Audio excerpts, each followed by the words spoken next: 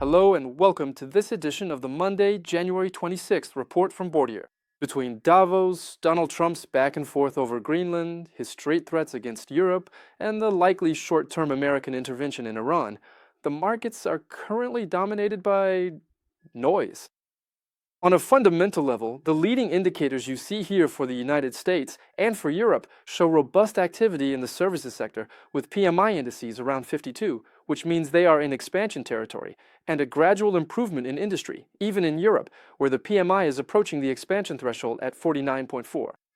And we can especially see that new orders are accelerating in Germany. We started the year with reasonably pro-risk asset allocations and an overweight position in gold.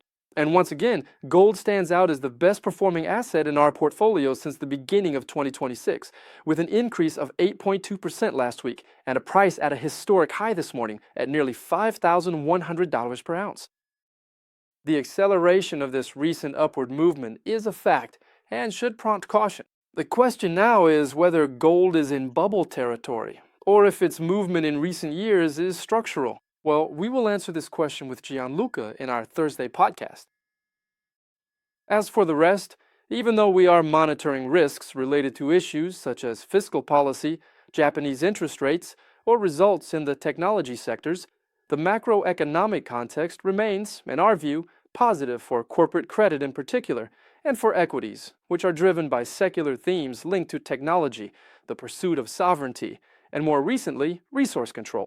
These themes are powerful and are reshaping the world. In the short term, it's earnings releases and the outlook for 2026 that'll set the trend. Earnings forecasts have generally been revised upwards in recent months in the United States and are starting to be revised upwards in Europe as well. This is a source of support. On the investment side, we remain positive on the French gem GTT, which holds a near global monopoly on the membranes required for the construction of LNG, liquefied natural gas, transport tanks.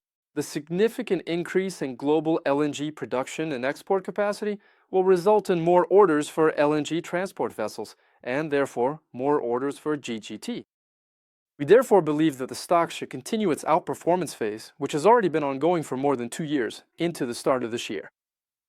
That's all for today. Thank you for your attention, and see you next week.